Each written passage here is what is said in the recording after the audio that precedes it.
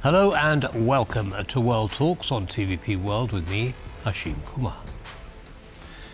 Just a day after US President Donald Trump's call with Vladimir Putin, he spoke with Ukraine's leader, but so far has failed to secure a ceasefire. However, talks between the US and Russia are set to continue on March 23rd in Jeddah, Saudi Arabia. Meanwhile, EU leaders meet for a crucial summit on Ukraine and European defence, the so-called SAFE initiative, as US support wavers. What's next for peace and transatlantic relations? Well, joining us is Mark Toth, a national security and a foreign policy expert, to break down these critical issues for us. Mark, hello and welcome back to TVP World. Thank you very much for taking the time. Shane, great to see you. Thank you. Thank you, sir. So let's start with a phone call. Your key takeaways of that call, Mark? I think it's a welcome change in tone from, and I'm referring to the phone call between Zelensky and Trump, a welcome change of tone from what we saw in the White House last month between the two men. I think Zelensky gets it that he's got to work with Trump. May not be under the most optimal circumstances. It's certainly the types of circumstances I'd prefer to see. But the fact that they're being cordial, that they both described the call as productive, I think is a very good thing. So that's my chief takeaway. I do think it's important that as part of that phone call, it's clear, though, that only a partial ceasefire was agreed to and not a sufficient one at that. So there's a lot to be accomplished come March 23rd in Jeddah between these two sides to get to a full ceasefire. Understood.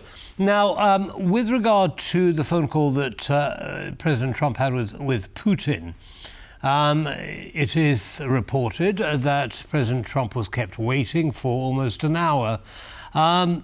If that were true, do you read anything into that? Yeah, Team Trump needs to understand, and I think people in Europe understand this better, that Putin and his state-controlled media has a way of mocking the U.S. and mocking Trump in particular. And to the degree that he was kept waiting, who knows how long it was, an hour, 2 hours, there were different and varying reports about that. It was clear enough that during the news conference that Putin was holding live at the time in Moscow, that they were making a joke of keeping Trump waiting. And I think that's important. Those optics are important. And if you look at the verbiage that came out of different leaders, there was a tweet also done that was basically having Trump trying to call Putin and Putin not answering. So the mockery is there, and it's hopefully something that Trump and his advisors are picking up on, because I do think that's signaling, that's messaging that Putin thinks he's got Trump on, under his negotiating terms and not vice versa. And Trump needs to take control back of that. So, I mean, that's troubling to see, and hopefully Team Trump gets it. Right. Now, in terms of the actual content of the conversation when it did eventually take place, what were the concrete outcomes, if any, of that conversation? Yeah, the concrete outcomes were not good, at least as we understand them.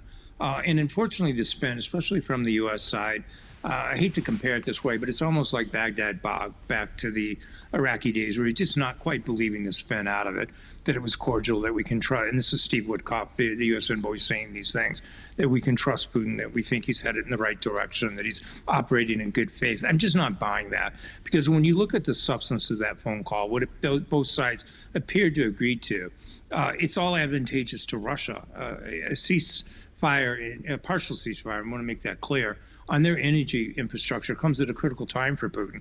I mean, you just had in Krasnodar, the Russian oil refinery getting hit there.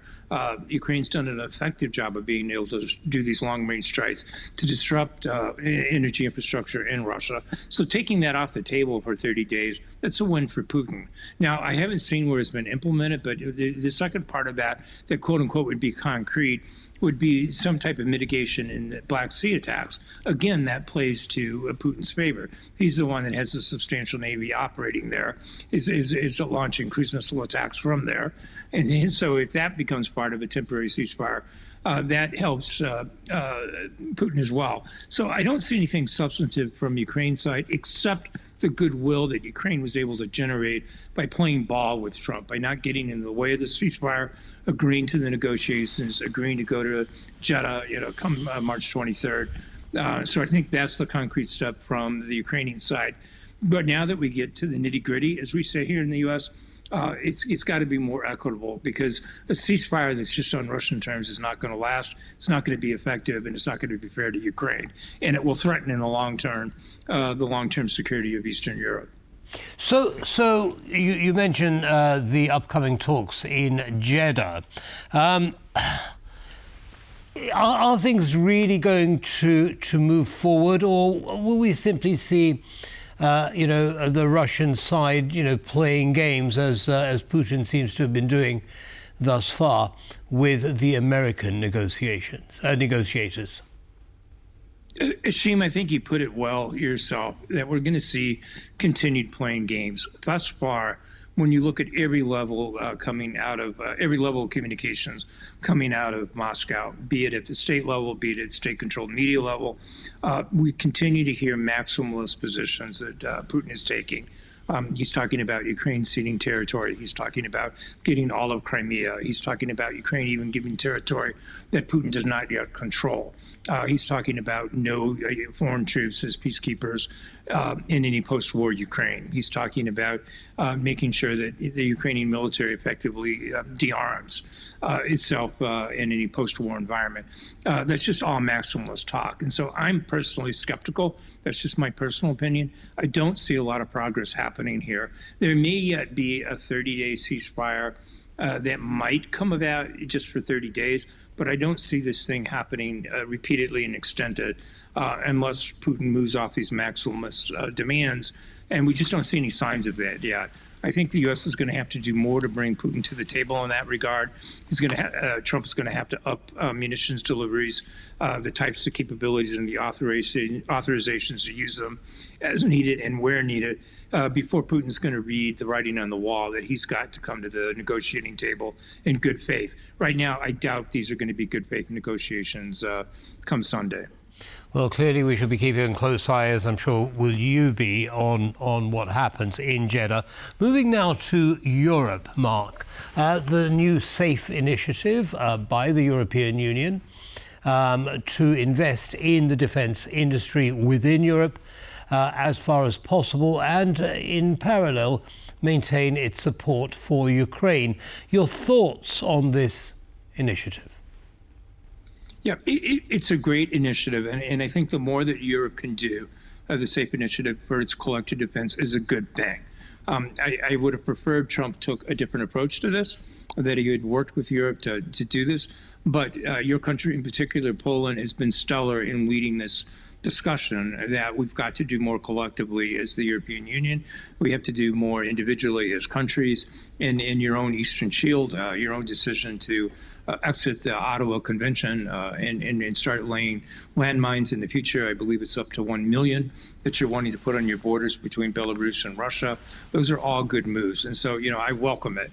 And I think it needs to come sooner as opposed to later. And it's going to be costly. I mean, there are years that when you look at it from Europe's collective standpoint, that they've not made this investment yet. And so that's a lot of dollars, or euros in your sense, to be made up for. And it's going to have come quickly. Remember, Putin is going to be dictating the schedule, so Europe has to react to that.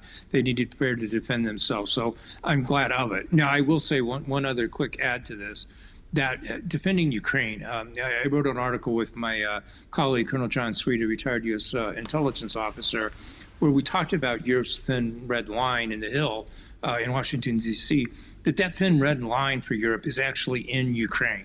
And so Europe needs to collectively make sure that thin red line is defended, because that's where the fight is right now. That's where the fight to you is the closest. And winning there can make you a lot safer as a continent, and as Eastern Europe in particular as a region going forward. So to the extent the SAFE initiative accomplishes that, that's terrific, fantastic for Europe. Okay, so what does this do in terms of transatlantic relations? Will President Trump be actually happy that the Europeans are investing, finally, he would say, in defence with not relying so much on the US, or will he see this in a different way? Right. I think we need, Ashim, it's a great question because I think we need to look at the answer in two ways. I do think Trump will come around and realize that he's gotten Europe to move. Again, I disagree with his methods. I view Europe, Poland, your country as allies. You don't treat them that way. But having said that, now that Europe is taking these steps, I think that's a good thing. And I think that that will be received positively there. Also, I would add that, I know from my own sources in Washington, D.C., in terms of Capitol Hill, that Republicans are uncomfortable in general in distancing the U.S. from NATO as an alliance and from Europe in general, and that they want to see this kind of reconciliation come about as well.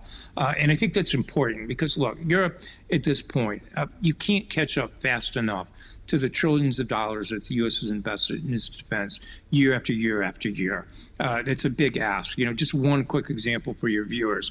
The U.S. has 200 satellites that we use, some singularly, some on a dual-use basis, that are military-oriented, that provide satellite coverage. Europe has 30. That's a huge price tag for Europe to catch up to provide that saturated coverage that's needed in Europe to defend against any kind of Russian aggression in the future. So it's to everyone's advantage that this discussion get back on the right path, that Europe continues to invest more in its Safe Initiative program and in its own collective defense, but also for the U.S. to be supportive of that and see, and explore ways that we can mutually cooperate in making Europe a much safer place in the future, and to make sure that Europe is capable of deterring alongside its U.S. partners, Putin, in the future. Right. Well, we look forward to a united front between Europe and the US. Mark Toth, as always, thank you so much for your analysis, and we look forward to seeing you again soon. Have a good day, sir. Thank you, Ashim. Always great to talk with you. Thank you. Bye-bye. Goodbye now. And that's all from us in this episode of World Talks. Goodbye.